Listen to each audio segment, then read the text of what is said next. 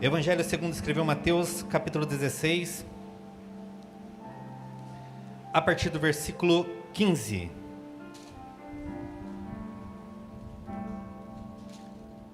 À medida que você achar aí, pode dar um glória a Deus no seu lugar? Glória a Deus. Glória a Deus. Percebi que muitas pessoas acharam. Então vamos ler a palavra do Senhor, que diz assim, verso 15. Mas vós, continuou ele, quem dizeis que eu sou? Aqui é Jesus, perguntando para seus discípulos. Respondendo, Simão Pedro disse: Tu és o Cristo, o Filho do Deus vivo. Então Jesus lhe afirmou: Bem-aventurado és, Simão Barjonas, porque não foi carne e sangue que te revelaram, mas meu Pai que está nos céus. Também eu te digo que tu és Pedro, e sobre esta pedra edificarei a minha igreja, e as portas do inferno não prevalecerão contra ela. Feche seus olhos. Querido Deus, nós agradecemos o Senhor. Agradecemos o Senhor por tudo que o Senhor tem feito desde o início deste culto. Por cada palavra, por cada louvor, por este maravilhoso testemunho. E eu creio que tudo que foi falado aqui, desde as canções, assim como eu disse o testemunho, tudo tem a ver com a palavra que o Senhor colocou no meu coração. Então eu peço que o Senhor neste momento fale conosco, ministre aos nossos corações, e que nós possamos sair daqui cheios da tua vontade e cheios da tua presença, para a glória e honra do teu santo e bendito nome. Se você crê que Deus está nesse lugar, aplauda mais uma vez o Senhor nesse lugar. Aleluia! Queridos, hoje nós estamos vivendo um momento muito especial, pois além de nós estarmos comemorando o aniversário da nossa igreja nesse mês, hoje também é um domingo de Páscoa. Olha como Deus ele é maravilhoso. Além dessa festa tão maravilhosa, Tiago, que nós estamos comemorando, nós temos este presente, um domingo de Páscoa. E este tema, o qual eu coloquei, tem tudo a ver com isso que nós estamos vivendo. E este é o tema: a igreja edificada. Tem tudo a ver com aquilo que nós vivemos, Deca. Tem tudo a ver com aquilo que nós estamos vivendo. E tem tudo a ver com aquilo que ainda nós iremos viver, para a glória do nosso Deus. Queridos, quando nós voltamos ao passado, exatamente em Êxodo, no capítulo 12, nós vemos a instituição da Páscoa. É lindo como nós vemos que Deus, ele operou uma grande libertação em toda a nação de Israel. Aquele povo, por muito tempo, eles estavam escravos, cativos no Egito, debaixo da escravidão de Faraó. Mas neste momento, Deus, no capítulo 12, institui a Páscoa do Senhor e traz grande libertação para todo aquele povo. E sabe, queridos, tudo aquilo que eles passavam, ou melhor, a instituição da Páscoa, ela apontava para aquilo que haveria de vir. Um dos elementos mais importantes e mais interessantes na Páscoa, em Êxodo capítulo 12, era referente ao sacrifício de um cordeiro por família. Só que não era qualquer cordeiro, era um cordeiro que era um cordeiro puro, era um cordeiro sem defeito, um cordeiro imaculado, onde o seu sangue seria derramado como um sinal, uma marca para todo o povo de Israel. E como eu disse, aquele ato, ele apontava aquilo que estava por vir.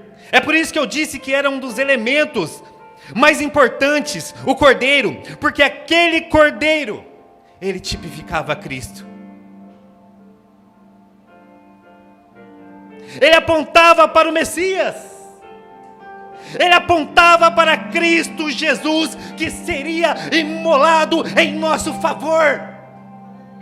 Ele apontava para aquele que era santo, sem pecado, que foi entregue por mim e por você, para que nós pudéssemos estar aqui hoje dando glória a Deus. Se você está aqui hoje, é porque houve um Cordeiro Santo sem pecado, que se entregou por você. A sua entrega resultou no resgate.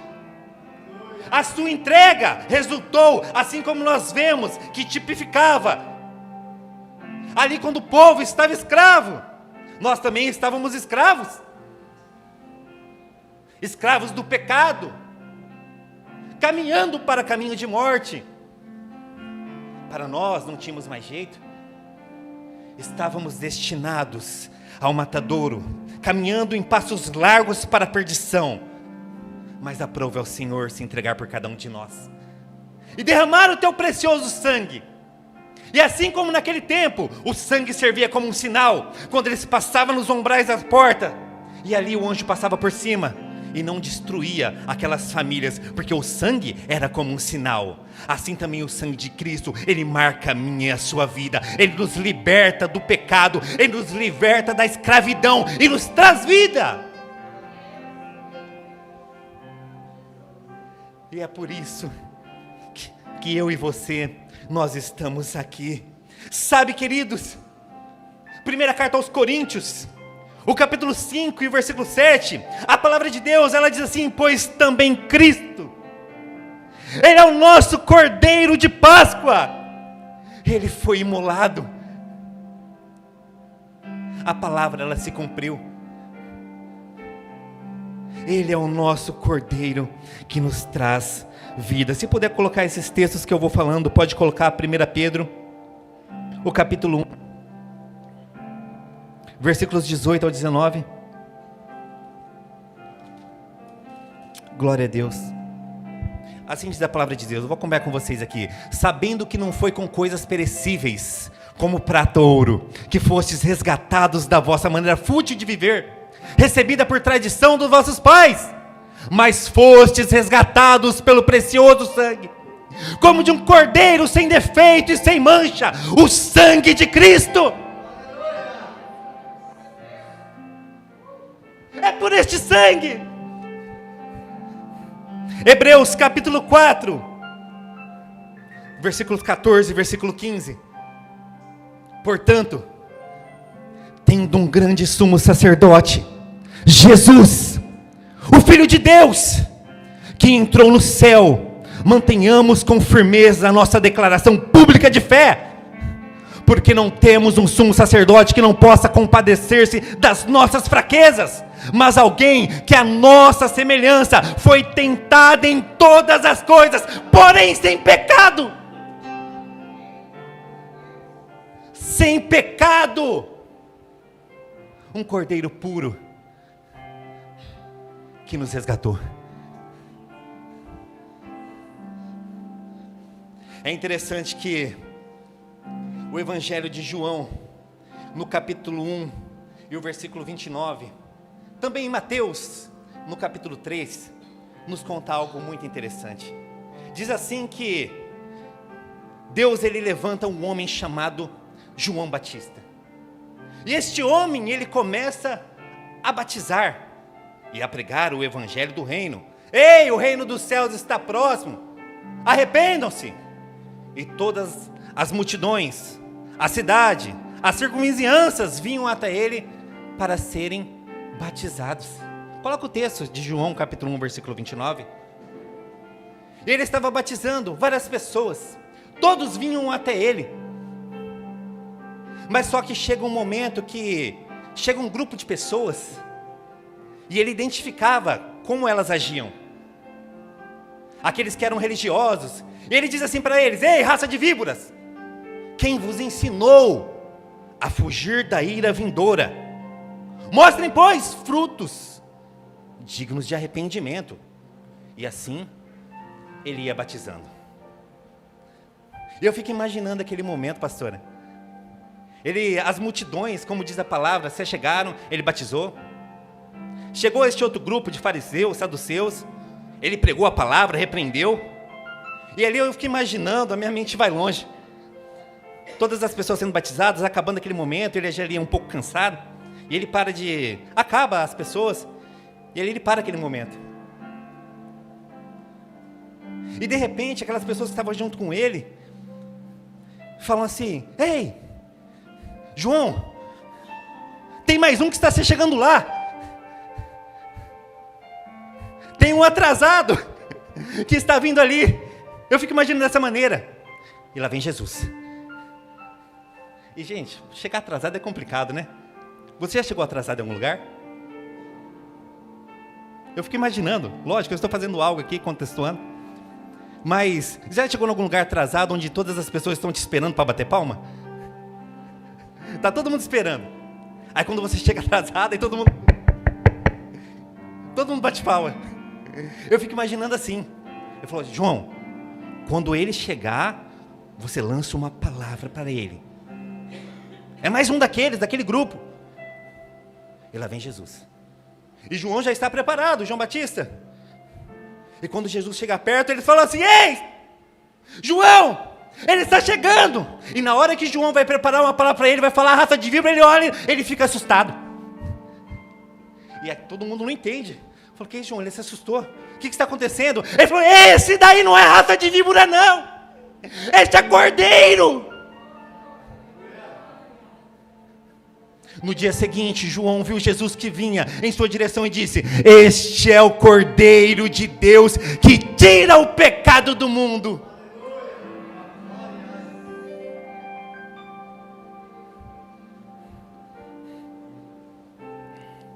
Sabe, queridos,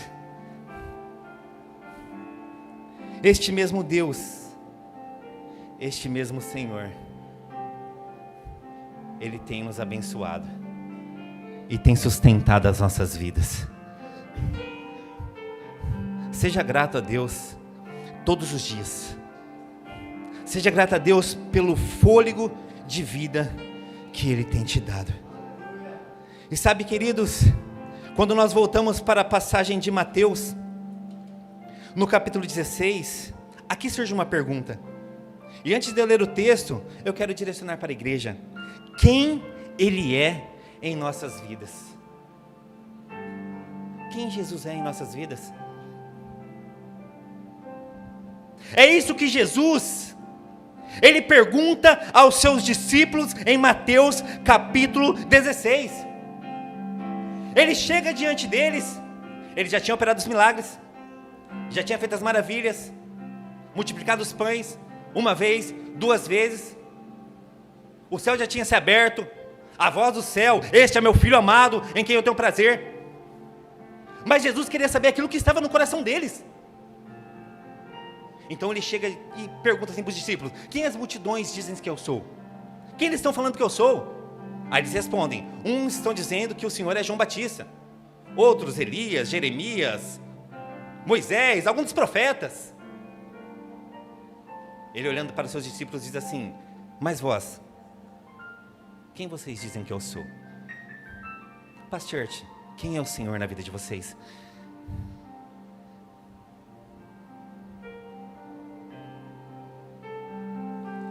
Sabe, queridos, mesmo que uma pessoa muitas vezes se achegue para você e fale: ah, o pastor Alexandre, eu chego para vocês e falo: pastor Alexandre é assim, assim, assim, assim, assim. Eu estou falando. Mas o que você tem para falar do pastor Alexandre? É isso que Jesus queria saber. As pessoas falam isso, falam aquilo, vocês já conhecem, mas realmente, o que está no coração de vocês? Quem vocês estão falando que eu sou? Mateus 16,16 diz assim: respondeu Simão Pedro e disse: tu és o Cristo, o Filho do Deus vivo. E para isso é preciso revelação. O próprio Senhor que caminhava com eles fala dessa maneira: foi o Senhor que te revelou.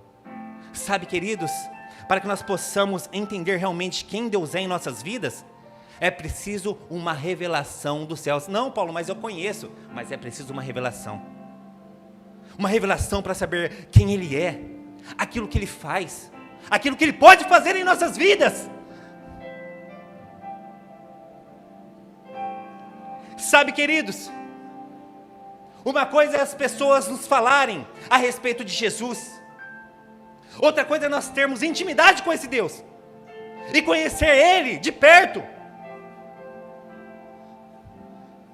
Mas o Senhor Jesus cura, Ele faz milagre, Mas e aí? Ele é isso mesmo na sua vida? Eu lembro que quando nós, antes de termos o Levi, a minha esposa passou por algumas coisas e os médicos deram um diagnóstico para ela. Mas nós não aceitamos esse diagnóstico. Porque nós conhecíamos quem era o nosso Deus. O que você tem passado? Qual é a situação que você tem passado? Eu não estou aqui negligenciando a parte médica. Eu sei, nós precisamos de um relatório, precisamos de uma consulta médica, precisamos de remédios, precisamos da medicina, mas nós também precisamos ter fé naquele em quem nós cremos. E foi isso que nós fizemos.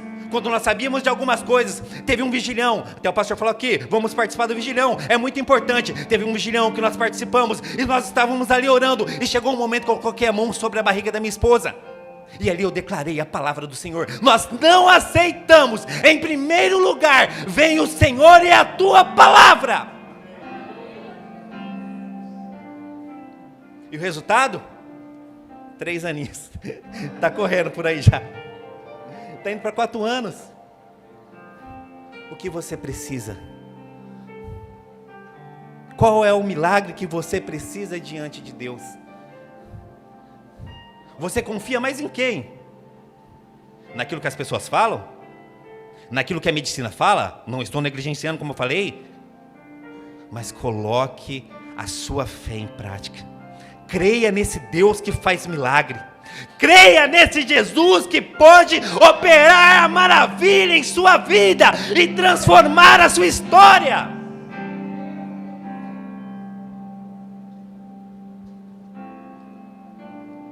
Reconhecer quem é Jesus nos mostrará quem nós somos.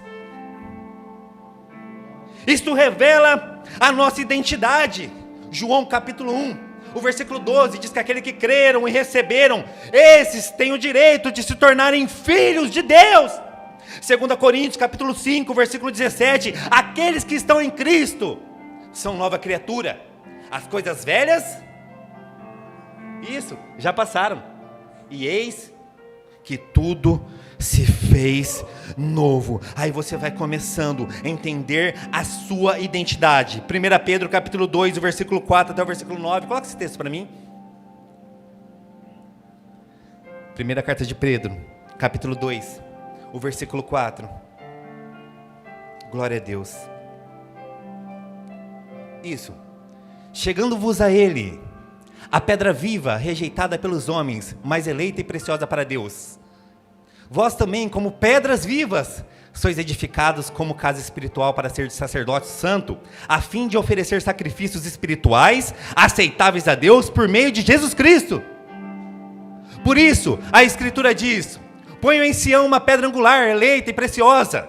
Quem nela crer não será desapontado. Assim para vós, os que credes, ela é preciosa, mas para os descrentes, a pedra que os construtores rejeitaram foi colocada como a principal, a pedra angular. Verso 8. E como pedra de tropeço e rocha que causa queda, porque eles tropeçam na palavra por serem desobedientes, mas para isso também foram destinados. E o mais lindo de todos, mas vós sois geração eleita, sacerdócio real, nação santa, povo de propriedade exclusiva de Deus, para que anuncieis as grandezas daquele que vos chamou das trevas para a sua maravilhosa luz. Nele nós temos a nossa identidade. Somos povo escolhido, povo separado. Somos uma nação santa. Será que isso alegra o seu coração? Será que isso faz você sair daqui de uma maneira transbordante? Reconheça Jesus. Reconheça quem Ele é. E você, a cada dia, saberá a sua identidade em Cristo Jesus. Mateus capítulo 16, o versículo 18. Eu quero falar um pouco a respeito de Jesus e a igreja.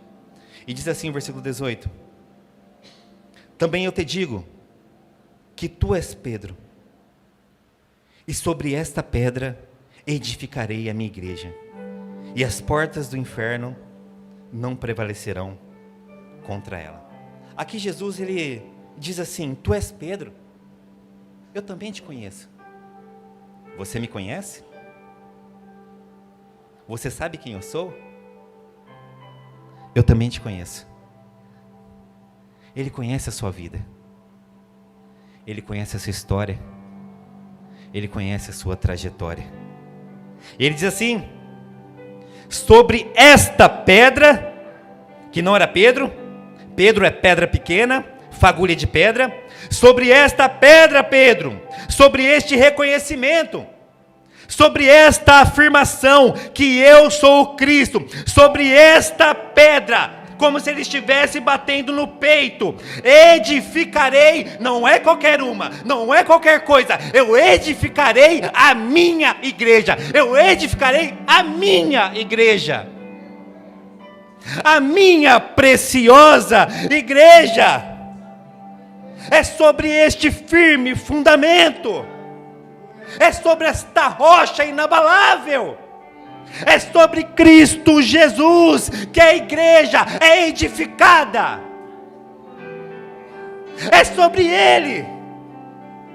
Atos capítulo 4, coloque esse texto para mim, o versículo 10 até o versículo 12, e assim diz a palavra de Deus: seja do conhecimento de todos vós, de todo o povo de Israel, que em nome de Jesus Cristo, o Nazareno, aquele a quem crucificaste e a quem Deus ressuscitou dentre os mortos, sim, por meio deste nome, este homem está aqui em boa saúde diante de vós. Este Jesus é a pedra rejeitada por vós, os construtores, a qual foi colocada como pedra angular. Verso 12: e não há salvação em nenhum outro, não há, debaixo do céu, não há outro nome entre os homens pelo qual devamos ser salvos. É somente nele. Ele é o firme fundamento. 1 Coríntios capítulo 3, do versículo 10 até o versículo 11.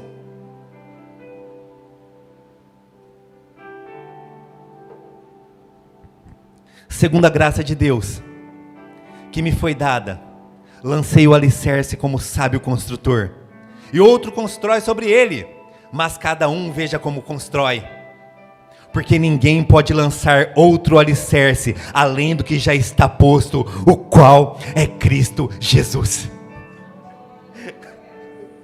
É Ele é o firme alicerce.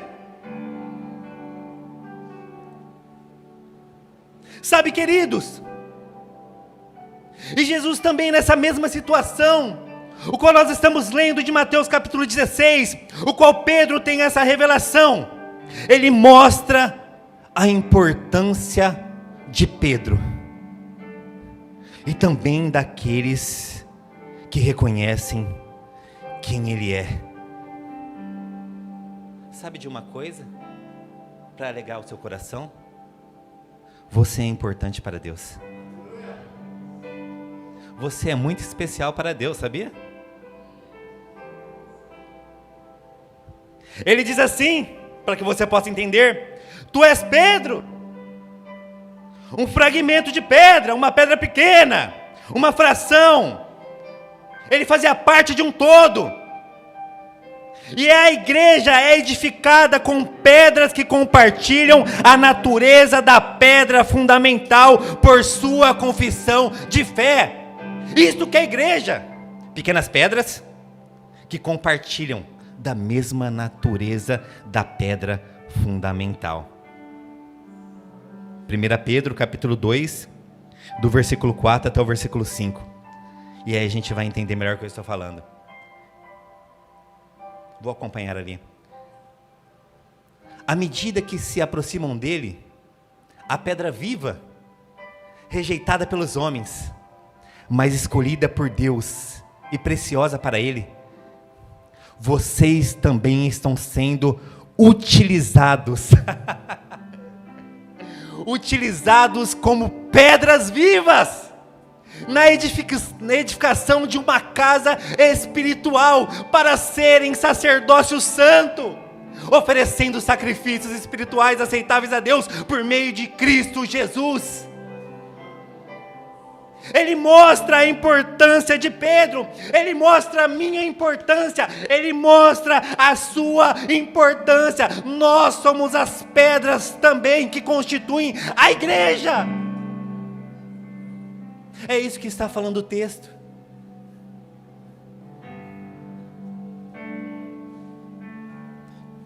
Colossenses, no capítulo 1, versículo 18, diz assim que Cristo é a cabeça do corpo, que é a igreja, e nós somos os membros. Ou seja, de uma maneira coletiva, nós somos igreja do Senhor. Somos parte deste corpo que é a igreja. Um membro fora do corpo, ele fica doente. Um membro fora do corpo, ele morre.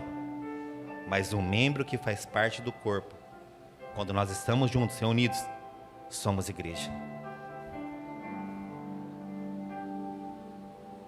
É o que diz Efésios capítulo 5, do versículo 29 até o versículo 30. Somos membros. Sabe, queridos, da Pastor Marília, nós somos especiais. Somos especiais para Deus. E Ele tem nos alimentado, Ele tem nos guardado, Ele tem nos abençoado e nos dado a provisão. Ele tem cuidado de cada um de nós, porque nós somos igreja. Está dando para compreender? Ele começou a sua obra lá no passado, mostrando tudo o que Ele ia fazer. Deus entregou o seu Filho para que nós pudéssemos ter a salvação. E não somente isso, Ele tem cuidado de cada um de nós. Mateus capítulo 16, ainda no versículo 18, diz assim: também eu te digo, que tu és Pedro, tu é a igreja também, e sobre esta pedra edificarei a minha igreja, e as portas do inferno não prevalecerão contra a igreja. O poder das trevas, ele não pode evitar o avanço da igreja. O poder do inimigo, ele não pode contra a sua vida. As portas do inferno, elas não vão sobressair sobre a Pastor Marília. As portas do inferno não vão sobressair sobre a sua família. Agora, o interessante é que quando nós vemos na palavra de Deus falar a respeito das portas do inferno, as portas do inferno não é instrumento de ataque. Você já viu alguém numa briga pegar uma porta para bater na cabeça da outra? A não ser, Everton, que a porta estiver ali do lado, desparafusada. Aí sim. Mas não, a pessoa vai procurar um porrete, um pedaço de pau, uma madeira, alguma coisa. Porque a porta não é instrumento de ataque. Mas a palavra de Deus diz assim que as portas do inferno, elas não vão prevalecer contra a igreja, contra a sua vida. Por quê? Mesmo que o inimigo, ele tentar fechar uma porta diante de você, você vai passar por cima, porque você é a igreja do Senhor. As portas do inferno não podem impedir a igreja de avançar. Deus usará a sua vida e você não vai parar. Deus usará a sua vida e você vai avançar. Deus usará o seu ministério e você não vai parar. Mesmo que o inimigo, ele tentar parar a sua vida, mesmo que ele tentar fechar uma porta, a porta que Deus abre, ninguém fecha. Aquilo que ele fizer contra a sua vida não vai prevalecer, em nome do Senhor Jesus. Sabe, queridos, eu declaro sobre a sua vida, eu declaro sobre a minha vida, que todos os planos do inferno, tudo que o inimigo, ele tem traçado, tem planejado contra a sua vida, contra a sua família, nós já declaramos neste momento que está cancelado, em nome do Senhor Jesus. Qualquer situação, qualquer mentira de Satanás sobre a sua vida, neste momento, nós repreendemos, em nome do Senhor Jesus. E eu declaro, nós vamos avançar, como igreja nós vamos avançar, nós vamos conquistar para a glória do nosso Senhor Jesus Cristo. E por último, nós precisamos ser a igreja que espera e anseia pela volta de Jesus.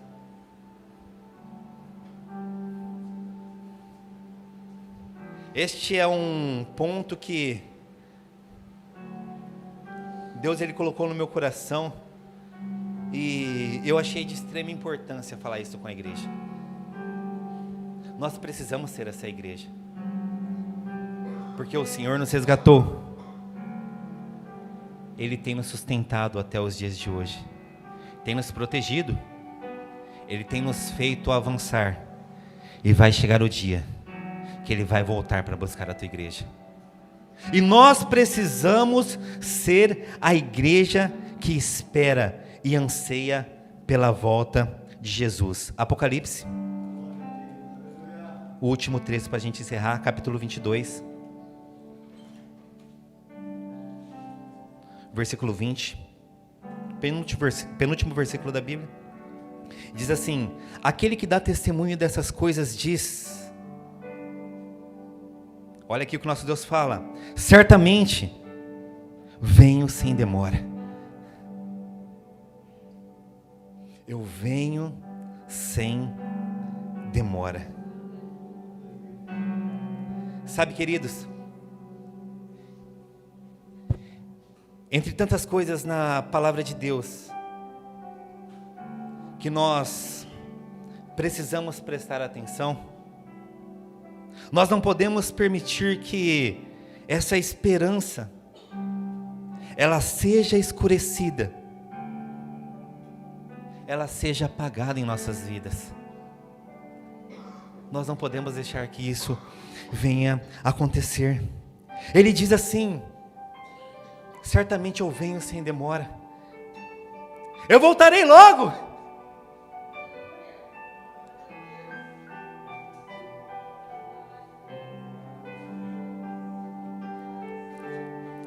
Isso muda a nossa história, isso muda a nossa maneira de enxergar as coisas, quando nós sabemos que a qualquer momento Ele pode voltar, a nossa vida, a nossa conduta vai mudar, a maneira de enxergar as coisas vai mudar, a maneira que nós estamos conduzindo a nossa vida, ela vai ser transformada. Isso não é andar como um bitolado, não estou falando isso, mas é andar com essa esperança. Como igreja nós devemos andar com essa esperança em nosso coração. Quantas vezes em nosso dia nós pensamos nisso? Quantas vezes na nossa semana nós pensamos nisso? Planejamos tantas coisas, planejamos um crescimento, uma compra de uma casa, uma viagem. Está vindo o ano que vem, nós já estamos planejando uma viagem. Mas muitas vezes o entendimento de que Jesus ele vai voltar a qualquer momento, isso aí muitas vezes é escurecido em nossas vidas, acaba ficando para trás, acaba ficando de lado. Sabe, queridos, independente da maneira que você creia, se ele vai vir antes, depois, no meio da grande tribulação, isso não importa. Importa o que ele vai vir a qualquer momento. E aí nós devemos andar preparados para isso. Tudo que Jesus fez não foi por acaso. Ele se entregou, derramou o seu sangue, tem nos guardado, tem nos abençoado, porque chegará o dia que Ele voltará para nos buscar. Coloca um texto comigo, 1 Tessalonicenses, o capítulo 4, do versículo 16 até o versículo 17. Olha o que diz a palavra de Deus: porquanto o Senhor mesmo, dada a sua palavra de ordem, ouvida a voz do arcanjo e ressoada a trombeta de Deus, ele descerá dos céus, e os mortos em Cristo ressuscitarão primeiro. 17. Depois nós, os vivos, os que ficarmos, seremos arrebatados juntamente com eles entre as nuvens para o encontro do Senhor nos ares, e assim estaremos para sempre. Estaremos para sempre com o nosso Senhor. Nós estaremos para sempre com Ele.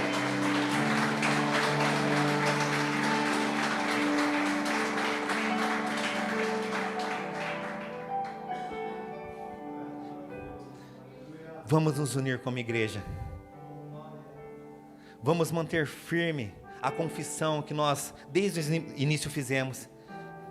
Não se desvie como igreja nem para a direita nem para a esquerda.